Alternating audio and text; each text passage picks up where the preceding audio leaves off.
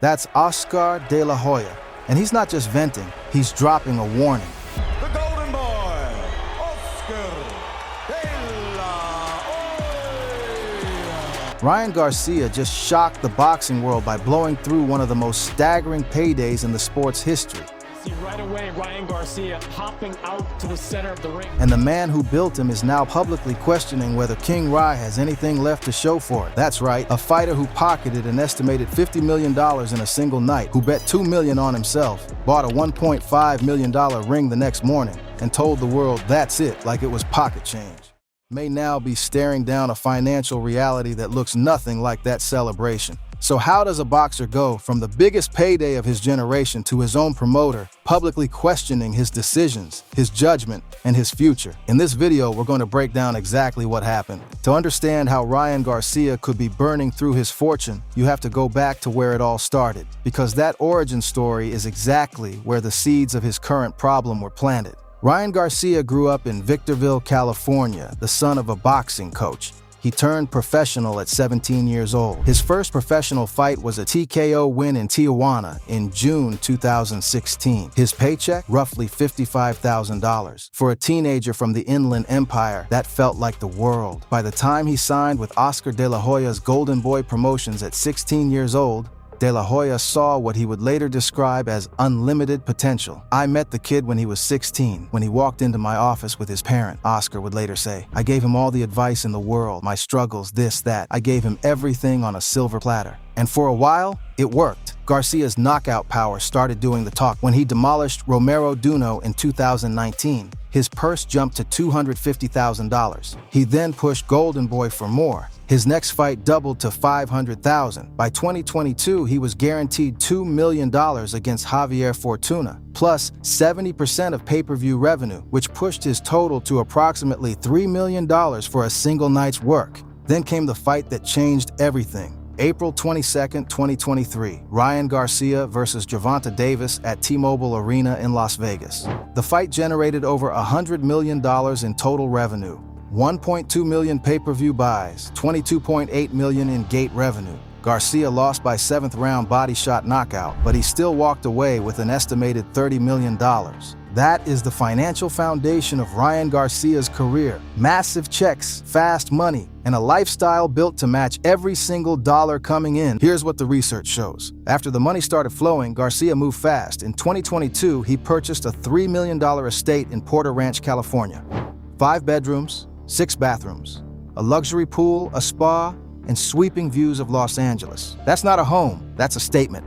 Then came the cars. Garcia assembled a collection worth an estimated $2 million. A Lamborghini Urus, a Ferrari 488 GTB, a McLaren 765 LT Spider, and an armored Cadillac Escalade. Each one a symbol, each one depreciating the moment it left the lot. He bought his mother a house. He bought her a Mercedes-Benz. And on the surface, that sounds like loyalty. That sounds like a good son. But here's the thing about generosity when you have no financial ceiling in your mind. It compounds. And then came April 2024. Ryan Garcia defeated Devin Haney by majority decision at Barclays Center. The fight was the biggest payday of his career, an estimated $50 million when fight purse, pay-per-view revenue, and ticket sales were totaled up. Garcia missed weight by 3.2 pounds. That cost him $1.5 million from his purse, a deduction he apparently brushed off without blinking. Because within hours of that fight ending, Garcia was already spending. He showed up at a glitzy jewelry store and dropped $1.5 million on a single ring. Standing in the store, Garcia asked the jeweler the price. The jeweler said the total is $1.5 million and a little change. Garcia's response? That's it.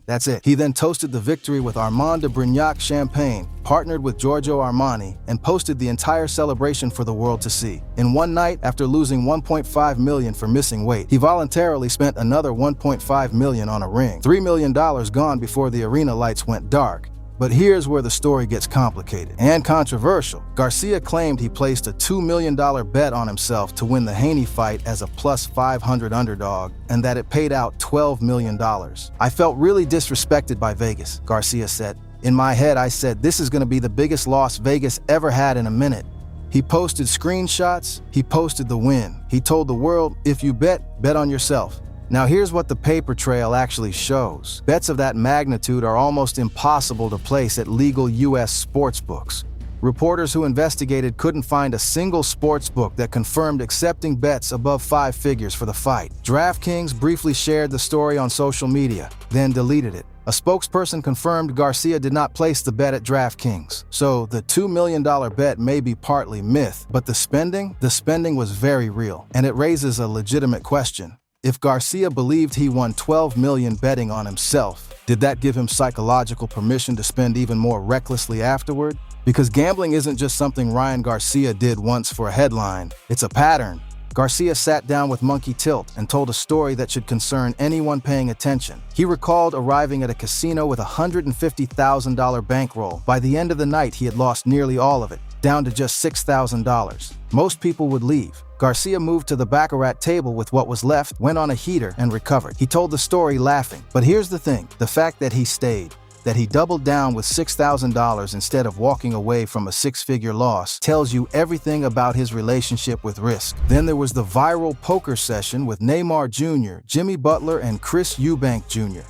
Cameras caught Garcia chugging drinks mid-hand, eating aggressively at the table, and doing antics that visibly irritated Butler. It wasn't just embarrassing, it was a window into how Garcia operates when money is on the table and the cameras are rolling. Impulsive, performative, and allergic to restraint. Now here's where the story turns, because while Ryan Garcia has been burning cash in casinos, jewelry stores, and car dealerships, his own promoter, the man who built him, has been watching. And in late 2025, Oscar De La Hoya had finally had enough. The feud between these two didn't start last year.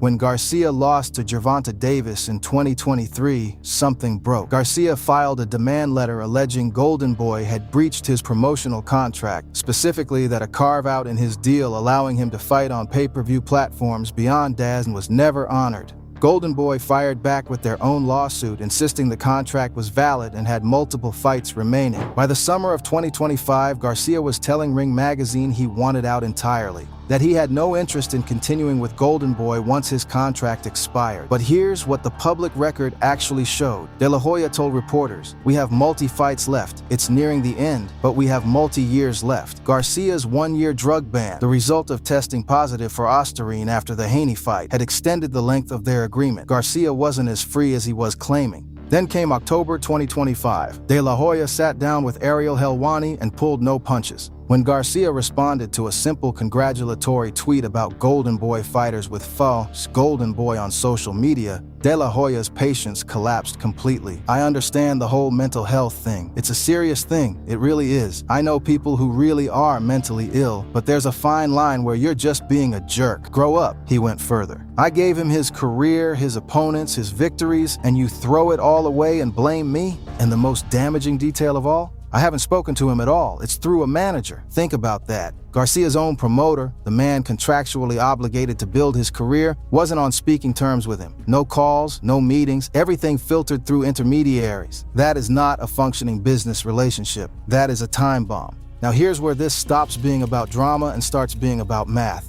Ryan Garcia's income is not a salary, it's not consistent, it's not guaranteed every month. Fighters get paid when they fight. Between fights, the money stops coming in. But the lifestyle doesn't pause. Consider the timeline. Garcia's last confirmed win before February 2026 was a knockout of Oscar Duarte in December 2023. Between that fight and his WBC title win over Mario Barrios, there was more than 2 years of chaos, a drug ban, a fight result overturned to a no contest, legal disputes, mental health episodes, and public meltdowns. 2 years of zero fight income while the cars, the mortgage, the entourage, and the casino tables kept running. He reportedly earned $50 million from Haney, but take out taxes, and federal taxes on fight income can hit 40% or higher. That's $20 million gone immediately. Add the $1.5 million weight penalty. Add the $1.5 million ring. Add the car collection, the houses, the gambling sessions, the entourage costs, the legal fees from the Golden Boy dispute, the trainer fees, nutritionists, and camp costs that fighters spend hundreds of thousands on per fight.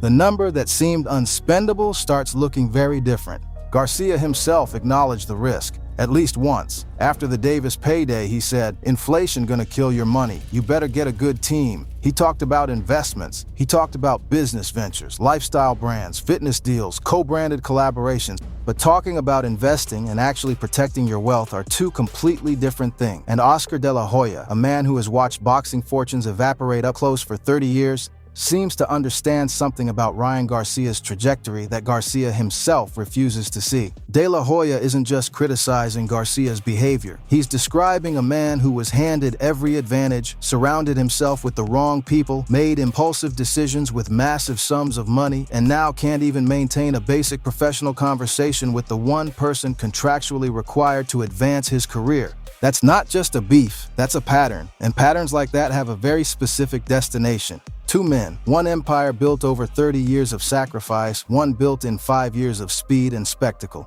Oscar De La Hoya, a fighter who lost fortunes of his own, rebuilt, and now watches history repeat itself through someone else's choices. Ryan Garcia, a generational talent with a world title, a $2 million car collection, a gambling habit he laughs about on podcasts, and a promoter who won't even pick up the phone to call him directly. The question that remains is not whether Ryan Garcia can still fight. He just proved he absolutely can. The deeper question is whether the money, the discipline, and the self-awareness will still be there when the fighting is done. And the answer to that, based on everything the record shows, is far from certain.